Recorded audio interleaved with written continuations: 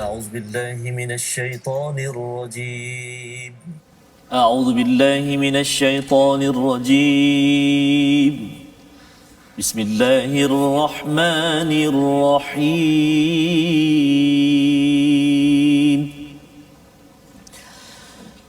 أفلا يتوبون إلى الله ويستغفرونه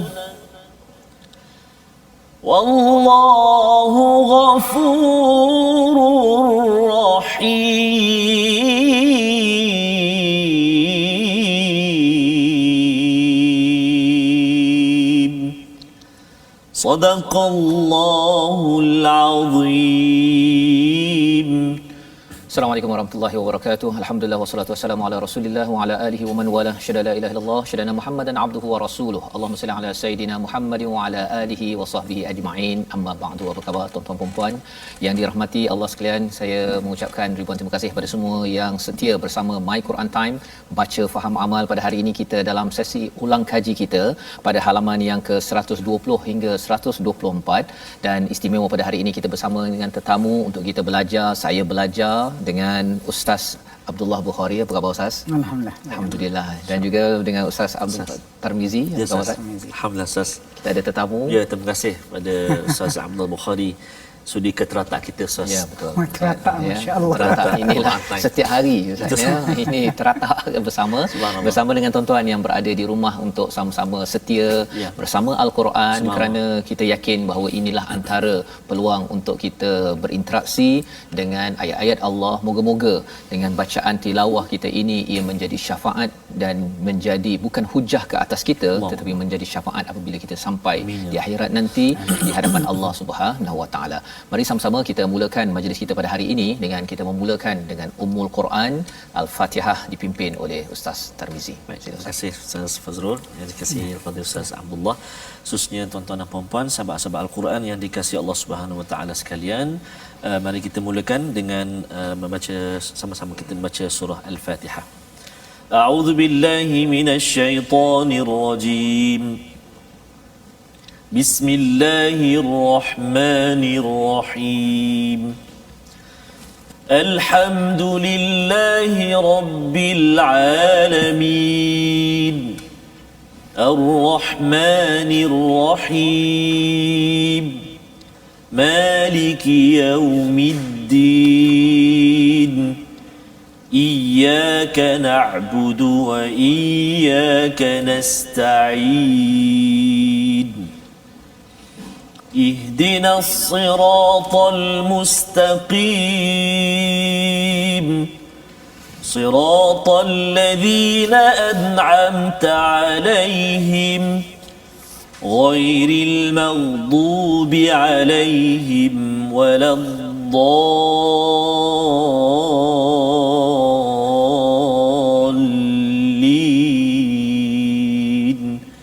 آمين.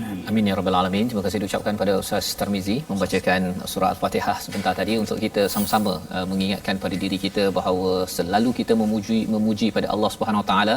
Alhamdulillahirabbil alamin pada setiap masa ya, kerana kita adalah umat alhamdulillah, dan alhamdulillah pada hari ini kita diberikan kitab yang diturunkan ya. Kalau di dalam surah Al-Kahfi itu alhamdulillahillazi anzala ala abdihil kitaba wa lam yaj'al lahu iwaja, meluruskan apa yang bengkok mungkin dalam pemikiran, dalam perasaan kita. Itulah apa yang kita peroleh daripada Al-Quran. Dan sudah tentunya pada hari ini pada halaman 120 ini adalah dua muka surat terakhir daripada juz yang ke-6, dan selepas itu kita bergabung ataupun meneruskan pada juz yang ke-7 pada halaman 122 sehingga 124 yang kita akan ulang kaji pada hari ini. Jadi sebelum kita pergi lebih jauh lagi pemindahan kepada juz, dan juga kita di hujung ataupun kita sudah tidak lama habis surah Al-Maidah, kita nak mengulang kaji apakah sebenarnya gambaran luas tentang surah Al-Maidah, dan mungkin ada kaitan dengan surah An-Nisa yang telah kita belajar beberapa minggu yang lepas. Mari kita sama dengar daripada Ustaz Abdullah Bukhari. Silakan Ustaz. Terima kasih kepada Ustaz Fazrul, Ustaz Tarmizi, insya-Allah. teratak yang cantik. Subhanallah. Teratak syurga insya-Allah. Amin ya rabbal alamin. Alhamdulillah, surah Al-Maidah ni kalau kita boleh katakan ini antara surah kebanggaan umat Islam. Oh subhanallah. Sebab surah ini antara surah terakhir, dan dalam surah Al-Maidah ni ayat ketiga yang menjadi bukti pengiktirafan Allah tentang Islam, agama yang diredha. Itu, dan ayat itulah pada turun kepada Nabi ketika baginda berada di Arafah semasa menunaikan haji yang terakhir. Bahkan zaman Sayyidina Umar ada seorang Yahudi berjumpa Sayyidina Umar. Dia kata ada satu ayat dalam Al-Quran kamu, kalau turun kepada kami akan anggap itu hari raya. Dia tanya ayat mana? Ayat ketiga, al-yauma akmaltu lakum, hari ini aku sempurnakan. Lalu kita bertitik tolak daripada itu. Sepatutnya surah Al-Maidah ni melambangkan satu kesempurnaan syariat yang Allah Ta'ala berikan kepada kita. Lepas tu surah Al-Maidah ni dalam sebuah riwayat Sayyidina Umar pesan, dia kata apa? Ajarkan kepada lelaki-lelaki kamu surah Al-Maidah. Maknanya kalau orang perempuan, ajarkan surah An-Nur. Kenapa kedua-dua surah ni ada konten, ada isi kandungan yang sangat sesuai untuk orang lelaki dan orang perempuan. Macam surah Al-Maidah ni, dia ada isu berkaitan dengan hudud, hukum mencuri, hukum hirabah ni maksud kegiatan melanun, apa sepatutnya hukuman dilakukan, kewajipan menjaga janji. Lagi kita boleh tengok kewajipan menegakkan hukum Allah. Walaupun ayat-ayat itu sebenarnya ditujukan kepada ahli kitab. Ada tiga. Allah kata waman lam yahkum bima anzalallahu faulaika humul kafirun faulaika humudz zalimun dan juga fasikun. Setiap satu tu ada degree dia. Kalau penolakan itu dengan maksud mengingkari, mereka itu orang yang kufur, zalim dan fasik dan sebagainya. Dan surah Al-Maidah ni juga kalau kita perhati di awal juz 7 yang kita akan bincang nanti, antara perkara yang menarik ni bagaimana Islam Al-Quran mengajar kita supaya tidak ekstrim. Dan ekstrim itu ada dua sisi lah. Sisi yang terlalu teruk meninggalkan agama, ataupun sisi yang terlampau teruk beragama sehingga hilang sifat kemanusiaan. Itu pun kita akan bincang insya-Allah. Ya, baik. Jadi itu adalah surah Al-Maidah secara ringkas. Keseluruhannya itu adalah kesempurnaan kepada syariat maksudnya. Dan sebenarnya selepas surah Maidah ini ada surah Al-An'am, sudah masuk kepada surah Makkiyah. Bercakap tentang iman, tentang, jadi Maidah ini kalau kita tengok Baqarah, kemudian Ali Imran, Nisa, An-Nisa dan surah Al-Maidah ni penuh dengan peraturan-peraturan. Memang berat ustaz ya. Sebenarnya pengalaman di Quran Time bersama dengan tuan-tuan pun nak menghabiskan, memang surahnya panjang-panjang ya, dan isinya pun boleh tahan ya. Tetapi insya-Allah kalau kita habis surah Maidah ini, kira macam belajar buku teks, ada perlembagaan, tapi lepas tu diberikan ubat-ubat iman ya, agar kita dalam ini pun ada iman juga ya, tetapi bila kita pergi pada Makkiyah itu kita baru tahu, kita bina kembali. Saya yakin pada tuan-tuan iman sudah ada, dan Allah berikan syariat itu untuk pastikan iman itu dibuktikan dalam kehidupan kita kerana kita sudah pun beragama Islam.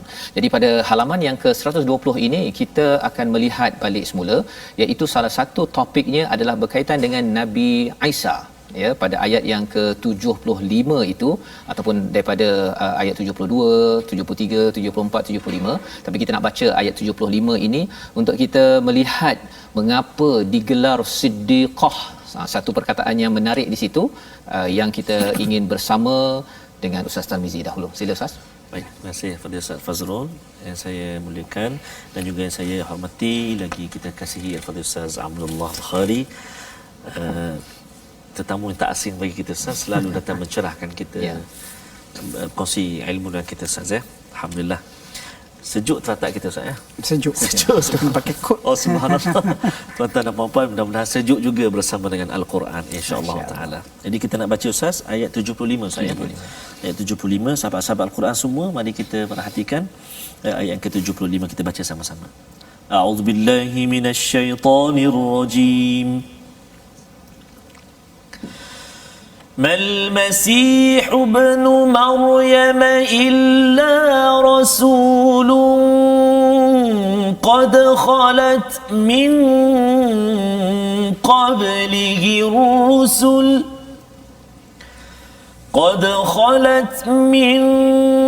قبله الرسل وأمه صديقة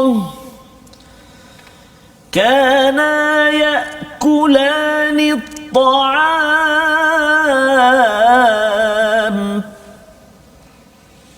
انظر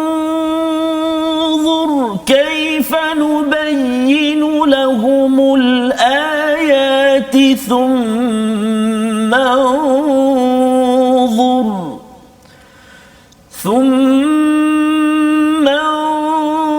انظر أنا يؤفكون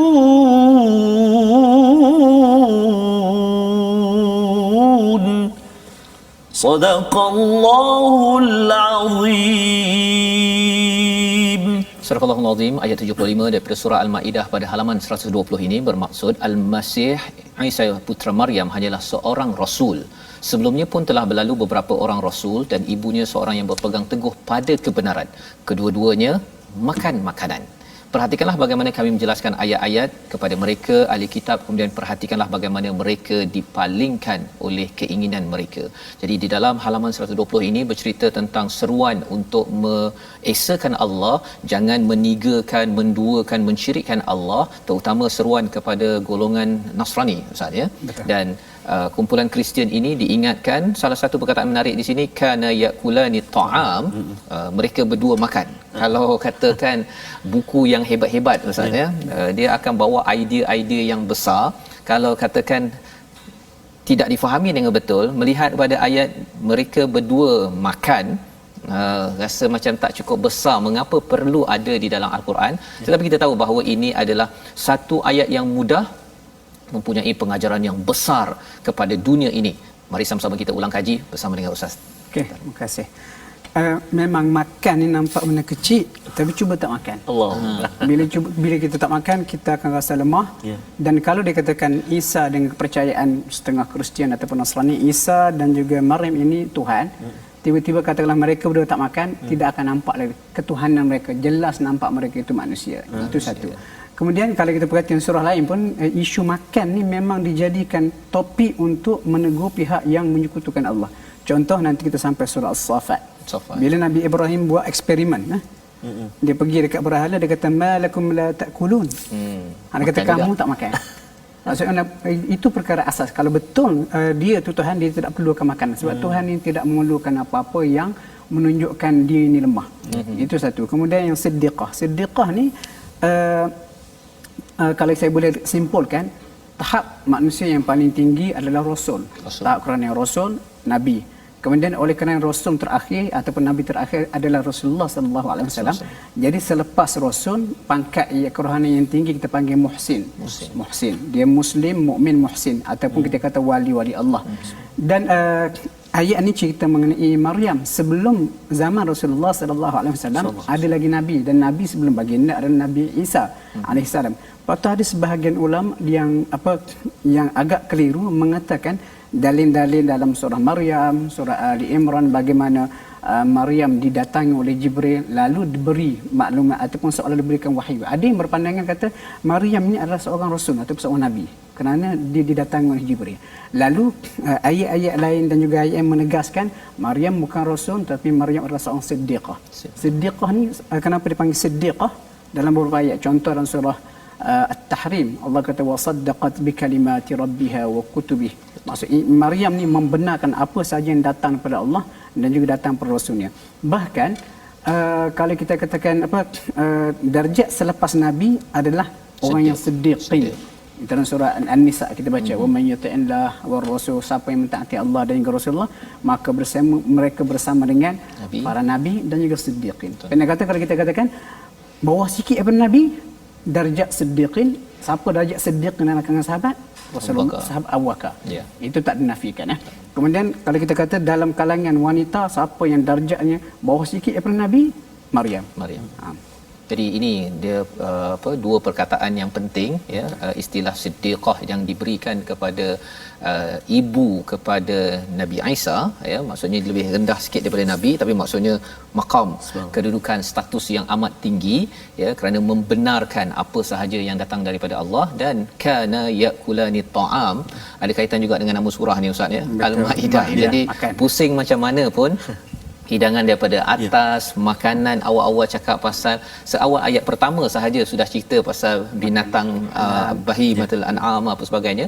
Jadi topik makan sahaja adalah topik yang menarik. Dia boleh ada kaitan dengan akidah, ada kaitan dengan ibadah syariat kita, ada kaitan dengan akhlak kita. Pasal kalau siapa yang makannya itu melampau, ya, dia ataupun makan suht, makanan yang haram sumbernya, semua topik itu disampaikan pada surah ini. Jadi ini surah Maidah, dan itu yang kita belajar.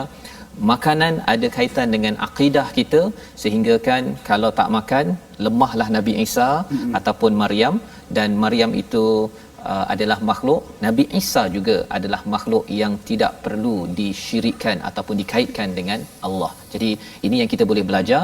Dan seterusnya pada halaman yang ke-121 kita ada ayat 78 hingga ayat 82 yang bercerita tentang perkara yang menarik, ya, seruan kepada ahli kitab. Kita nak baca dahulu daripada ayat 78 hingga 80 dahulu, kemudian kita akan melihat kepada persoalan tegur kemungkaran. Ya, kita baca dahulu 78 hingga 80 bersama dengan Ustaz Tarmizi. Terima kasih kepada Ustaz Fazrul, yang kasih kepada Ustaz Abdullah Bukhari, khususnya tuan-tuan dan puan-puan penonton My Quran Time. Hari ini hari Sabtu, Ustaz. Barangkali ada yang kebanyakannya bercuti lah hari Sabtu, mungkin bersama keluarga dan sebagainya. Terima kasihlah kerana dan tahniah kerana terus bersama dengan Al-Quranul Karim. Sebut pasal makan tadi saya teringat saat yang itu sebut you are what you eat. Kata orang mana? Penting. Ya, betul. Subhanallah. Taklah marah orang penting. Jadi penting, ya. Betul, Ustaz. Makanan ni penting sangat, Ustaz, ya. Dalam kesempurnaan syariat itu, makan itu topik yang dekat di hati dan penting untuk jaga hati. Betul, ya. Subhanallah. Ya. Subhanallah. Baik, mari kita baca ayat yang ke-78, saya. Ya. 78, 79 dan 80. 3 ayat kita nak baca. Di permulaan tadi saya dah baca dengan Hijaz tadi. Yang ni kita nak cuba baca Taranum Sabah. Sabar je lah. Taranum Sabah. Cuba, sahabat-sahabat Al-Quran semua, jom kita cuba baca. A'udzu billahi minasyaitonir rajim. لعن الذين كفروا من بني إسرائيل على لسان داود لعن الذين كفروا من بني إسرائيل على لسان داود وعيسى بن مريم ذلك بما عصوا وكانوا يعتدون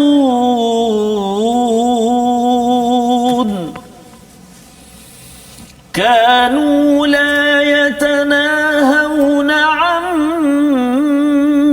منكر فعلوه لبئس ما كانوا يفعلون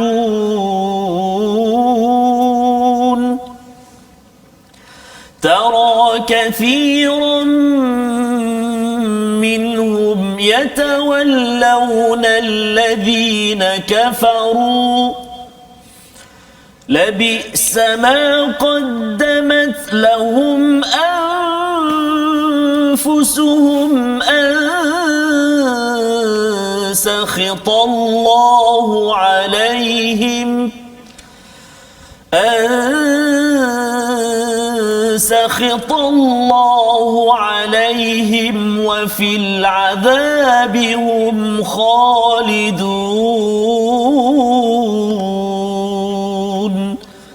صدق الله العظيم. Surah Al-Azim ayat 78 hingga 80 ini bermula dengan ayat 78. Orang-orang kafir daripada Bani Israel telah dilaknat melalui lisan Daud dan Isa putra Maryam. Yang demikian itu kerana mereka derhaka dan selalu melampau batas. Dan kemudian ayat itu disambung pada ayat 79, mereka tidak saling mencegah perbuatan mungkar yang selalu mereka lakukan. Jadi dalam ayat ini apa yang kita belajar ialah tentang satu laknat Ustaz ya, laknat atas lisan Daud, yang mungkin Ustaz boleh ceritakan sikit mengapa Nabi Daud ni kan ada kaitan dengan Bani Israel. Bani Israel pada zaman Nabi Musa, kemudian terus pada Nabi Daud walaupun jauh, kemudian Nabi Isa, tapi dilaknat juga sesama sendirilah ni kan. Apa sebenarnya yang boleh kita belajar, apatah lagi bila Allah ceritakan, Allah menyatakan kanu la yatanahawna am munkarin fa'alu, mereka tidak menegah. Mengapa laknat dan mencegah kemungkaran itu ada kaitan Ustaz? Sudah pasti. Dia macam ni, sekala sekiranya kita tidak bendung kejahatan yang berlaku, kejahatan yang akan tersebar akan umpama api akan menelan semua orang. Kebaikan yang ada. Itu kebaikan yang ada. Sebab itu dalam Islam kita kena seimbang antara amar ma'ruf nahi munkar. Kadang-kadang setengah orang tu dia sibuk suruh buat benda baik tetapi tidak mencegah kemungkaran. Umpamanya kita bimbang kerja dia membersihkan sungai yang kotor, tapi ada orang buang sampah di hujung. Jadi dalam kes Nabi Daud ni, kalau kita baca beberapa riwayat, antara contohnya penduduk sebuah negeri yang berhampiran dengan kapal, dengan lautan, mereka nelayan. Maksud mereka diberikan arahan supaya tidak menangkap ikan pada hari Sabtu. Tetapi akibatnya oleh kerana mereka tangkap ikan, akhir mereka dilaknat Allah Taala, bertukar jadi ke babi dan sebagainya. Kemudian kalau kita perhati ayat ni, ayat yang ke 79 tu Allah pakai kanu la yatanahawna, fi'il musyarakah tu. Maksud dua hala. Mereka tidak saling menegur, mencegah kemungkaran yang mereka lakukan. Cerita dia, Bani Israel dia buat kejahatan, lalu ada yang menegur. Sekali kamu tu buat lagi, kemudian buat lagi, tegur. Lama kan dia rasa tak payah tegurlah, tegur pun tak guna. Mereka tidak berubah. Lalu kejahatan kemungkaran itu tidak ditegur, lama kan dia tersebar menyebabkan kejahatan makin merebak, lalu kacau bilau semua sekali. Sebab tu Nabi Daud dan juga Nabi Isa dalam zaman yang berbeza, tetapi konteks kepentingan mencegah benda mungkar, menegur benda kemungkaran ini sentiasa konsisten berlaku sampai bila-bila. Bahkan kita umat Islam pun kita diangkat sebagai khairul ummah dalam surah Ali Imran kerana kita ada elemen suruh benda baik, cegah benda mungkar. Jadi cegah benda mungkar penting. Kalau kita abaikan benda ni, dia boleh menyebabkan kerosakan akan tersebar. Sebab tu Allah Ta'ala sebut dalam ayat ni, laknat itu bukan sekadar kepada mereka, tapi kalau perkara yang sama berlaku juga kepada umat Islam pun boleh dilaknat Allah Ta'ala kerana membiarkan kejahatan itu berlaku. InsyaAllah. Itu adalah panduan untuk kita memahami sebenarnya zaman dahulu kaum dilaknat ataupun dikutuk itu kerana tidak mencegah kemungkaran. Zaman sekarang sama juga lah Ustaz ya. Kalau katakan sungai itu ada orang buang minyak, memang kalau tidak dicegah oleh mana-mana pihak, ya, pihak-pihak yang bertanggungjawab, memang sampai bila-bila lah minyak masuk sungai. Dan kesannya bukan sekadar pada orang yang tuang minyak. Satu negeri tak ada air. Satu negeri yang terkesan dengan perkara ini. Ini penting untuk diberi perhatian. Kalau kita baca nampak macam ini kena laknat, ini kena kutuk Bani Israel. Tapi zaman ini siapa yang tidak melaksanakan perkara ini, Allah nyatakan labisa makanu yaf'alun. Teruk sangat apa yang mereka laksanakan kerana tidak mencegah. Jom kita cegah, buat ikut kapasiti masing-masing. Itu pelajaran yang kita ambil daripada halaman 121. Kita berehat sebentar, kita sambung kembali My Quran Time, baca, faham, aman, insya-Allah.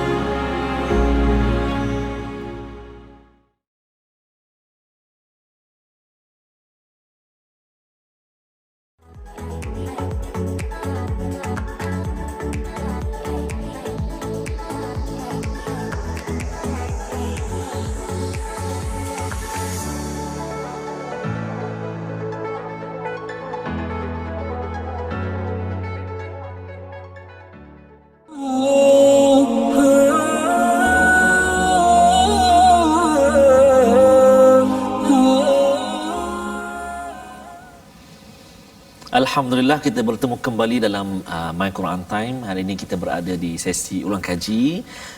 Pastinya kita bersama dengan tetamu kita Al-Fadhil Ustaz Abdullah Bukhari. Ustaz Abdullah juga merupakan pasukan tentera apa research kita Ustaz think tank untuk My Quran Time. Subhanallah, terima kasih Ustaz kerana terus bersama semampu. Insya-Allah. Subhanallah, alhamdulillah. Dan juga tuan-tuan dan puan-puan sahabat Al-Quran semuanya, selamat bergabung di platform rasmi kita. Kita ada Facebook tadi Telegram, Twitter, Instagram, YouTube dan sebagainya. Mudah-mudahan terus dapat kita ulang kaji pengajian-pengajian kita insya-Allah taala. Nak tanya soalan dan sebagainya kat situ boleh ulang kaji dan nyatakan pandangan dan juga nota-nota barangkali boleh berkongsi di situ Ustaz Betul. Jadi kita dah baca tadi Ustaz, kita dah ulang kaji 2 buku surat tadi. Jadi kita nak terus kita nak masuk juz yang ke-7. Ya, kita dah habis 6 juzuk Ustaz. Subhanallah. Alhamdulillah, alhamdulillah tuan-tuan dan puan. Moga terus beri kekuatan kepada kita untuk terus lagi menyambung baki 24 juzuk lagi. Ya, amin ya rabbal alamin. Dan bila bercakap tentang juz yang ke-7 ini bermula dengan bagaimana interaksi kita dengan Al-Quran, tapi di hujung ayat ataupun di hujung muka surat pada ayat 89 itu bercerita tentang wasatiyah, tentang keseimbangan. Walaupun ini ada cerita tentang keimanan, tentang sumpah sebagainya. Kita baca dahulu, kemudian kita nak lihat apa kaitan orang yang baca Quran dengan keseimbangan ataupun wasatiyah sebentar tadi. Jadi kita baca ayat 89 dipimpin Ustaz Tarmizi.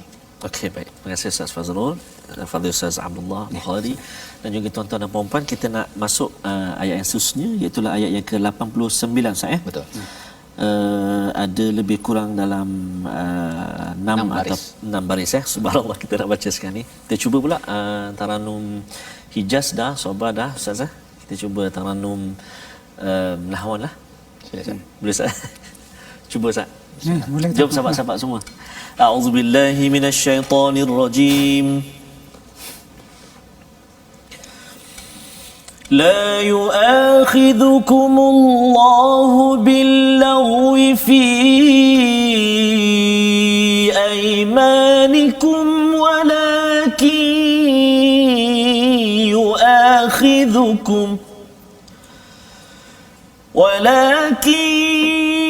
يؤاخذكم بما عقدتم الأيمان فكفارته إطعام 10 مساكين من أوسط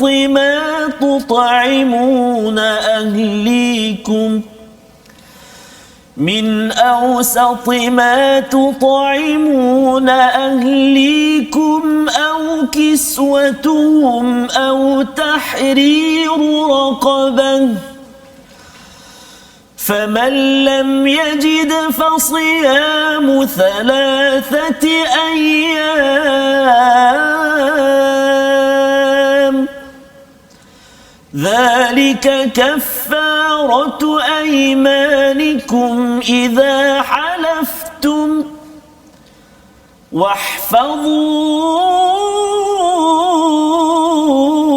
واحفظوا أيمانكم كذلك يبين الله لكم آياته لعلكم تشكرون صدق الله العظيم.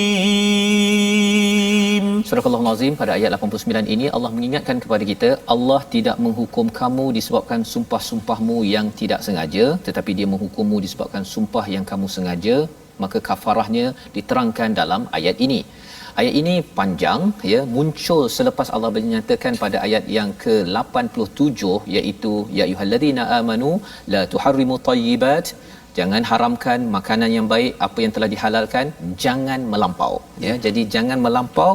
Kemudian bercakap tentang makan perkara yang halal dan thayyibah, tiba-tiba pasal sumpah Ustaz tak melampau dengan sumpah ni apa kaitannya? Dan kalau ayat awal pada ayat 83 itu ada cerita tentang orang yang mendengar al-Quran ni dia boleh sampai mengalir air mata. Ada kaitan tu macam mana tu melihat perkara ini Ustaz? Silakan. Okey, menolak sekali kita kena tengok ayat ni secara menyeluruh mula daripada ayat yang ke-80 82. Okey. 82. Ayat 82 tu Allah Taala ceritakan bagaimana penganut agama Nasrani lebih dekat dengan orang Islam. Dan kalau kita baca asbab nuzul ayat 83 sampai kepada ayat yang ke-85 cerita An-Najasyi dan juga para rahib, ulama, pendeta dia yang berada di Habasyah, apabila mereka mendengar ayat Al-Quran yang dibacakan oleh Ja'far bin Abi Talib. Mereka dengar, lalu mereka merasa terharu, tahu apa yang disampaikan oleh Ja'far melalui ayat surah Maryam, cerita pasal Nabi Maryam ni adalah sesuatu yang benar. Mereka pun terharu, mereka pun menangis kerana kesedaran yang mereka dapati itu betul daripada kalam Allah. Walaupun ada pujian Allah kepada kita kata Nasrani, tapi kadang-kadang kita kena ingat Nasrani dia terlebih sangat emosinya. Emosi terlebih dan terlebih nak buat baik sehingga dia menyanggah fitrah manusia. Lepas tu dalam agama Nasrani dia ada rahib. Dan rahib ni contoh tak kahwin, tak tidur, maksudnya puasa sepanjang masa. Dan cerita dia para sahabat Nabi pada zaman Nabi ada yang cuba menggunakan logik seperti yang ada dalam agama Nasrani, nak jadi baik kena pergi tahap ekstrim sehingga mengabaikan sifat kemanusiaan. Cerita dia 3 orang sahabat pergi merisik isteri Rasulullah, pergi tanya macam Rasulullah. Selepas diceritakan ada seorang sahabat kata itu Nabi maksum, dosa dah diampunkan. Aku bersumpah. Aku bersumpah, dia kata. Itu balik pada kafarah sumpah pada ayat 89 tu. Aku bersumpah aku tak akan tidur. Semayang je. Aku bersumpah akan puasa sepanjang masa. Aku bersumpah aku tidak akan kahwin. Jadi Nabi dengar, Nabi betulkan. Nabi kata, aku yang paling takut pada Allah Ta'ala, aku berkahwin, aku tidur, aku solat, aku makan dan aku berpuasa. Jadi Nabi kata, faman raghiba an sunnati falaysa minni. Siapa tak mau ikut cara aku bukan daripada golongan aku. Jadi berkaitan itu Allah Ta'ala turunkan ayat 87 mengajar umat Islam. Pangkal tu pun ni untuk umat baik ni. Ya ayyuhallazina amanu, wahai orang beriman, kalau kamu beriman, kamu kena jaga keseimbangan ini. Jangan melampaui batas. Kamu sebagai manusia kena tidur, kamu kena makan dan kamu perlu berkahwin. Lalu bila teguran ini turun berdasarkan ayat ini dan juga apa yang disampaikan oleh Nabi, sahabat-sahabat yang dah bersumpah 3 orang tepuk dahi lah. Alamak, macam mana kami dah bersumpah? Lalu Allah Ta'ala pun beri jawapan. Sumpah kamu tu betul-betul atau main-main? Kalau betul-betul, maka kamu kena bayar kafarah sumpah kamu. Inilah panduan-panduannya. Jadi itu dia punya kaitannya ya. Ada kaitan dengan asbabun nuzul itu untuk kita sama-sama ambil perhatian bahawa kadang-kadang ada orang memang dia amat responsif kepada fitrah kebenaran. Betul. Tapi rupa-rupanya tidak boleh ekstrim dalam respon kepada kebenaran, Ustaz ya. Maksudnya kalau katakan ada yang dengar Al-Quran, dia menangis, dia rasa wah dah lama dah tak dengar bacaan Quran yang baik dengan tadabburnya, tapi kadang-kadang dia pergi ekstrim kepada amalan-amalan yang tidak berasaskan kepada Al-Quran. Itu satu ekstrim. Satu lagi yang memang langsung apa yang sedih-sedih nak lagu-lagu ke apa sebenarnya kita teruskan perjuangan hidup. Jadi antara dua perkara itu bahawa sebenarnya Allah kata wattaqullah kan, ataupun la innallah la yuhibbul mu'tadin pada ayat 87 dan pada ayat 88 itu wattaqullah. Apa sahaja yang datang daripada Allah itulah caranya jika kita beriman, bukannya sekadar mengikut perasaan satu hal, satu lagi ekstrim yang mengikut kepada intelek keras, tidak mahu melembutkan hati, itu satu lagi perkara yang perlu kita usahakan.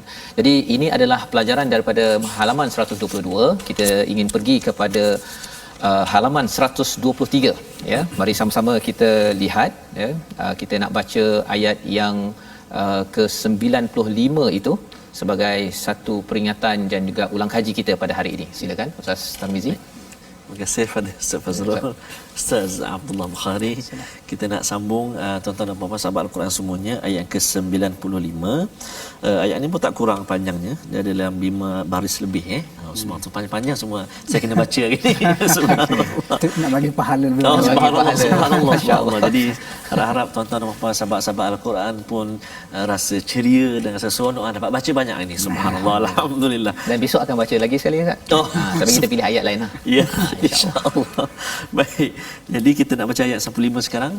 Mari kita cuba baca. Kita dah baca tadi Sabah, Hijaz, Nahwan.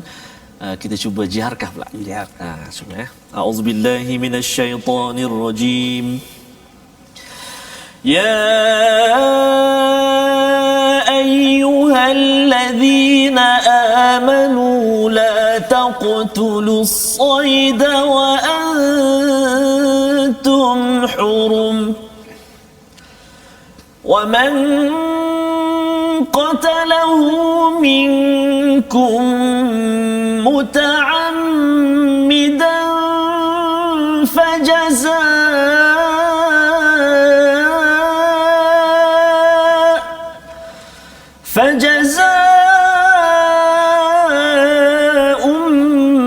مثل ما قتل من النعم يحكم به ذوى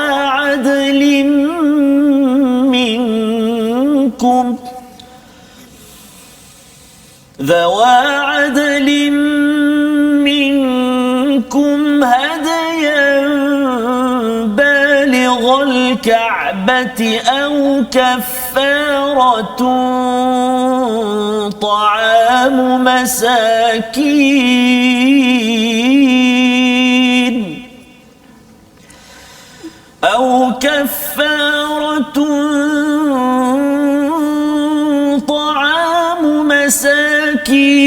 أو عدل ذلك صياما ليذوق وبال أمره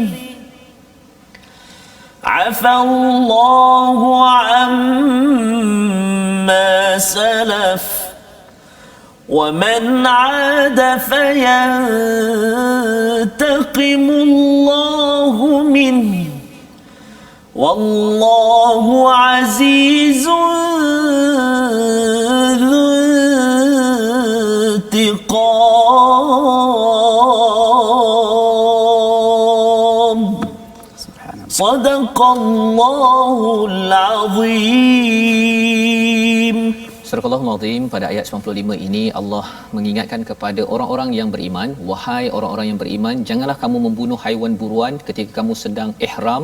Barang siapa di antara kamu membunuhnya dengan sengaja, maka dendanya ialah dengan syarat-syarat yang dinyatakan pada ayat 95 ini. Dan ayat ini hadir selepas Allah mengingatkan pada ayat 94, wahai orang beriman, diuji, ya. Allah pasti akan mengujimu dengan haiwan buruan. Maksudnya awal surah Maidah pasal haiwan buruan kan, dekat sini pun makan haiwan saja. Makan haiwan buruan ni dia macam satu topik yang agak konsisten. Apa cerita sebenarnya Ustaz, sila? Saya nampak sebenarnya ayat-ayat macam ni, bahkan kalau tengok pada ayat 90 tu, dia ada kaitan dengan ujian iman. Okey, tengok di pangkal ayat 90, ayat tu kalau kita bincang memang ayat yang terakhir. Allah Ta'ala turunkan mengharamkan arak sama sekali. Betul. Kita boleh katakan ayat 90 sampailah ayat angka 3 ni pengharaman arak. Yang kita tahu arak diharamkan sama sekali, tak ada lagi peluang-peluang untuk kita minum ataupun ambil manfaat. Manakala ayat 94 95 benda yang halal tetapi diharamkan pada situasi tertentu sahaja ketika kita berihram. Maksudnya atas tu arak confirm ujian seumur hidup. Dan kadang-kadang kita perlu juga ujian disiplin dalam situasi tertentu. Contoh nak solat, bila takbiratul ihram dah tak boleh buat benda yang biasa kita buat, sehingga kita bagi salam. Sama juga bulan Ramadan, kita ada masa kita perlu diuji untuk meningkatkan keimanan kita. Sama juga dalam ibadat haji, dalam kes ini ibadat haji, umrah dan sebagainya. Dalam keadaan biasa boleh, tetapi di sini demi menunjukkan kepatuhan kita kepada Allah, walaupun asalnya boleh tangkap buruan dan sebagainya, boleh makan itu makan ini, tetapi demi untuk melaksanakan satu set ibadat yang dikhususkan oleh Allah Ta'ala seperti haji dan juga umrah, masa ni kamu kena belajar mematuhi undang-undang Allah. Lepas tu interesting kalau baca ayat ni ayat yang ke-94 ni, ujian ini ketika ayat ni turun diberikan Allah kepada para sahabat Nabi sangat ekstrim. Mereka tahun ke-6 Hijri nak pergi buat umrah. Dan diketahui bila kita buat umrah ataupun kita dah berihram, zaman ni nak makan kena buru, kena tangkap. Jelah tak ada RNR. Tak ada RNR. Lepas tu biasanya dalam situasi biasa bila nak berburu kena cari, kena kejar, tetapi dah pakai ihram tak boleh berburu. Allah kata la yabluwannakum bi syai'in minas sayd, maksudnya kamu diuji sungguh dengan buruan-buruan. Dan disebut, dia katakan bila dalam perjalanan nak pergi buat umrah tu masuk Hudaibiyah, binatang-binatang yang biasa diburu jadi sangat mesra. Masya-Allah. Dia kata tanalu aydikum wa rimahukum, boleh dicapai mudah oleh tangan dan juga panah kamu. Jadi kenapa Allah Taala beri ujian macam tu? Ini nak mengukuhkan pangkal ayat ni. Allah kata wahai orang yang beriman. Kalau Kalau kamu beriman, kamu boleh hadapi yang ni. Kalau yang ini pun kamu tak mampu hadapi, bayangkan banyak lagi ujian-ujian lain. Konteks sekarang ni Ustaz ya. Sekarang ni kalau kita pergi umrah haji, ialah kita belum lagi dapat dibenarkan, tapi kalau pergi ke sana, kita dah tak ada dah memburu ni sebenarnya kan. Pasal kat sana memang telah diburu di tempat lain dan kemudian dibawa siap apa sahaja. Jadi ayat ini dalam konteks sekarang Ustaz, apa pelajaran yang boleh diambil sebenarnya? Bagi saya dia ujian itu datang mengikut zaman dengan konteks yang berbeza. Dulu ada ujian cara itu. Ujian buruan itu ya. Sekarang ujian lain pula. Macam contoh ujian menunggu visa lepas ke tidak. Memburu barang-barang yang banyak di kedai itu pun memburu juga ya. Masya-Allah. Jadi syariat ini sebenarnya adalah bertujuan untuk mendisiplinkan kita umat Islam. Ada yang disiplinkan haram long term, iaitu arak ya, judi dan sebagainya, tapi ada yang pada waktu tertentu sahaja tidak dibenarkan. Subhanallah, ini adalah keindahan syariat Islam ini yang kita teruskan pada halaman yang ke-124 ya, bila kita melihat kepada Allah menjadikan Kaabah, dan di ayat yang ke-100 itu Allah menyatakan tentang yang buruk dengan baik ini tak sama Ustaz ya. Kita baca sikit ayat 100 ini, pendek saja kali ini Ustaz ya. Tapi kita nak tengok boleh ke kalau orang ada pendapatan yang tidak halal ya, ataupun khabith ini, dia derma ya, pasal dia nak membersihkan yang kotor tu. Boleh ke tak boleh? Kita dengar dulu bacaan ayat 100 dengan bacaan tuan-tuan ikut bersama insya-Allah. Terima kasih kepada Ustaz Fazrul, terima kasih kepada Ustaz Abdullah Bukhari. Saya ada permintaan satu lagu boleh? Sudah. Saya nak lagu Ras. Ras. Subhanallah. Lagu Ras. Terima kasih kepada Ustaz Abdullah. Lagu Ras ni antara imam yang selalu baca Abdul Rahman As-Sudais kan. Baca tegas kan, sifat dia tegas. Rancak lagu dia bersemangat kan. Disesuailah mangkali dengan ayat ni. Ayat yang ke-100 ni kita baca dulu, mari sama-sama kita baca dengan murattal Ras insya-Allah. أعوذ بالله من الشيطان الرجيم قل لا يستوي الخبيث والطيب ولو أعجبك كثرة الخبيث فاتقوا الله يا أولي الألباب لعلكم تفلحون صدق الله العظيم. Katakanlah Muhammad, tidak sama yang buruk dengan yang baik, meskipun banyak daripada keburukan itu menarik hatimu. Maka bertakwalah kepada Allah, wahai orang-orang yang berakal fikiran, agar kamu beruntung ulul albab. Jadi ayat ini antara 16 ayat di dalam Al-Quran yang mencerahkan tentang ulul albab. Kata hamka Ustaz ya, ialah orang yang mempunyai hati nurani ya, bersih hatinya sehingga dapat menghargai isi kandungannya.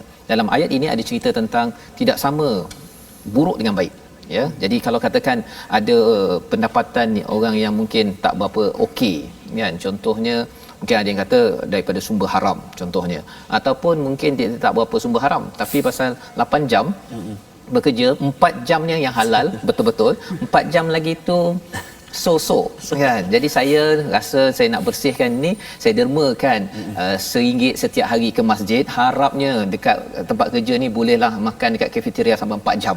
Macam mana tu Ustaz? Okey, mula-mula sekali konteks ayat ni lah. Setakat pembacaan saya, ayat ni dia turun selepas ayat-ayat pengharaman arak tu diturunkan. Kemudian ada seorang lelaki Badui jumpa dengan Nabi, dia kata, Rasulullah, arak ni bisnes aku. Jadi bila dah diharamkan, tutup kedai lah. Dia kata, boleh ke tidak? Aku jual juga arak, tetapi hasil daripada pendapat arak ni aku bersihkan sedikit, aku bagi sedekah dan sebagainya. Dan Allah Ta'ala pun tegaskan. Allah kata tak sama antara benda yang keji dan benda yang baik. Walaupun kamu rasa banyak, takjubnya kamu dapat manfaat kebanyakan daripada sumber yang haram itu. Allah berkata bertakwa pada Allah wahai orang yang cerdik. Jadi sebenarnya orang yang cerdik sini orang yang tahu menilai halal haram dan yang mengenepikan yang haram. Balik pada soalan tadi itu dah ada banyak lapisan jawapan. Ada banyak lapisan ya. Antara contoh kalau terang-terang memang bisnes ataupun kerja dia itu haram 100%, bagilah sedekah separuh daripada gaji pun dia tidak akan jadi halal. Tak jadi halal. Tetapi kalau sekiranya gaji ataupun kerja dia itu macam contoh kami pernah dapat satu soalan. Seorang wanita ni dia kata dia kerja sebuah syarikat multinational ataupun international. Lepas tu masalah dia, syarikat ni di akhir tahun dia akan tarik staf daripada jabatan lain untuk organize ataupun anjurkan program untuk kita kata macam dinner ni, annual dinner. Dan dalam annual dinner tu untuk di apa kata dalam bulan 11 tu dianjurkan ada serve arak dan sebagainya. Jadi macam pendapatan saya setahun tu. Lalu bila tanya kepada pakar kata KPI yang jelas halal 11 bulan. Yang bulan 12 sudah bercampur. Jadi yang 11 halal, yang bulan terakhir tu ya ada penglibatan pada masa itu barulah kita boleh gunakan kaedah tadi tu. Maksud kita ambil sebab kata-kata gaji ni bukan sesuatu yang pekat bercampur, boleh diasingkan. Boleh diasingkan. Tapi sebolehnya kita lebih warak berhati-hati dalam perkara begini. Kerana rezeki Allah ni luas. Hijrahlah insya-Allah akan berjalan keluar. Insya-Allah. Itu adalah nasihat bagaimana kita melihat dalam kerangka ulul albab ya agar kita berjaya pada ayat yang ke-100. Kita doa pada Allah SWT, Allah izinkan kita menjadi orang yang ulul albab, sentiasa bertakwa pada Allah dengan kita melihat panduan daripada surah Al-Maidah ini. Sama-sama kita doa bersama dengan Ustaz Abdullah Bukhari. بسم الله الرحمن الرحيم الحمد لله رب العالمين اللهم صل وسلم وبارك على محمد وآل محمد اللهم اغفر لنا ذنوبنا ولوالدينا وارحمهم كما ربونا صغارا ولجميع المسلمين والمسلمات الأحياء منهم والأموات اللهم إنا نعوذ بك من البرص والجنون والجذام ومن سيء الأسقام ومن سيء الأسقام اللهم إنا نعوذ بك من زوال نعمتك وتحول عافيتك وفجاءة نقمتك وجميع سخطك اللهم ارحمنا بالقرآن واجعله لنا إماما ونورا وهدى ورحمة اللهم ذكرنا منه ما نسينا وعلمنا منه ما جهلنا وارزقنا تلاوته آناء الليل وأطراف النهار يا رب العالمين وصلى الله على محمد وعلى آله وصحبه وسلم الحمد لله رب العالمين تقبل الله منا ومنكم تقبل ya karim. Semoga Allah mengabulkan doa yang kita bacakan sebentar tadi dan kita diizinkan oleh Allah menjadi ulul albab yang sentiasa melihat dengan kacamata, dengan cara, dengan hati yang nurani, dengan yang jernih, dengan panduan daripada Al-Quran. Dan inilah yang kita ingin sebar dan bina dalam masyarakat dalam tabung gerakan Al-Quran. Satu usaha bersama dengan tuan-tuan dijemput untuk menyumbang dalam nombor yang tertera untuk kita menyebarkan mushaf, kita melaksanakan lebih banyak program membina generasi ulul albab. Salah satunya yang diterangkan pada ayat 100 agar anak-anak generasi akan datang adalah generasi yang melihat yang halal ataupun tayyib itu amat berbeza daripada yang teruk, yang haram, yang keji, al-khabis yang dinyatakan pada surah Al-Maidah ayat 100 sebentar tadi. Kita akan bertemu kembali. Saya ucapkan terima kasih kepada Ustaz Abdullah Bukhari, studi Ustaz bersama menerangkan, menjelaskan banyak perkara hari ini. Saya yakin tuan-tuan dapat banyak manfaat untuk kita doa laksanakan. Kita bertemu pada jam 5 petang, jam 11 malam dan 6 pagi. Rancangan ini dibawakan oleh Mofas yang mendoakan tuan-tuan terus menjadi membina generasi ulul albab di mana sahaja, dan kita bertemu lagi pada hari esok insya-Allah. My Quran Time, baca faham aman insya-Allah.